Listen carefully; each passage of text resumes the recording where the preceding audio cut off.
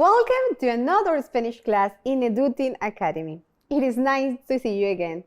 Continuing with the topic about questions, today we are going to learn more ways to make more questions. Let's pay attention and listen closely. Before we continue today's lesson, let's listen to this conversation and answer this question. What are they talking about? Hola Juan, ¿cómo estás? Hola Ana, estoy bien, gracias. ¿Y tú? Bien, gracias. ¿Te gusta el cine? Sí, me gusta mucho. ¿Y a ti? A mí también. ¿Cuál es tu película favorita? Mi película favorita es Toy Story. ¿Y la tuya? Me encanta Buscando a Nemo. ¿Quieres ir al cine este fin de semana? Claro. What are the characters talking about? A restaurant they went to.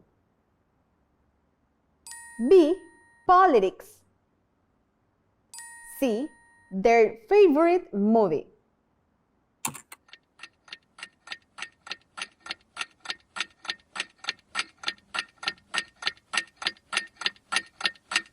That's correct. They were asking questions about their taste in movies.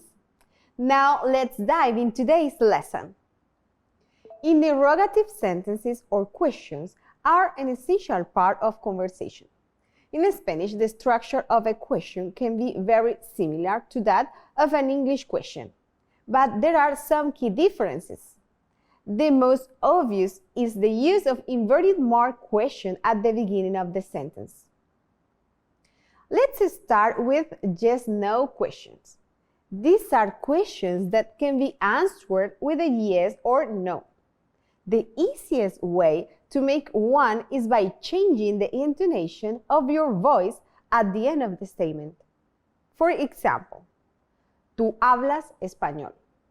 Can become ¿tú hablas español? Just by raising your pitch at the end. Now, let's move on to information questions.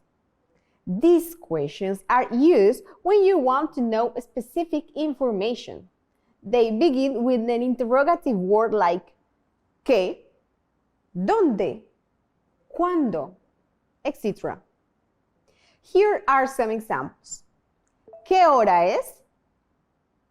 ¿Dónde vives? ¿Cuándo es tu cumpleaños? ¿Quién es ese hombre? Notice that in questions seeking information, the verb usually comes before the subject, just like in English. In summary, Spanish interrogative sentences can be formed by changing your intonation for yes/no questions or using an interrogative word for information questions. And remember, don't forget that distinctive inverted question mark at the start.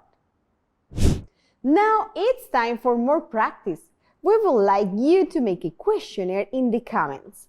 Following the last class task, we would like you to write more questions you would ask someone when you meet them. Now that you know how to make different types of questions, let's post them in the comments. Estoy emocionada por leer sus preguntas en español. Nos vemos en la siguiente clase. Chao, chao.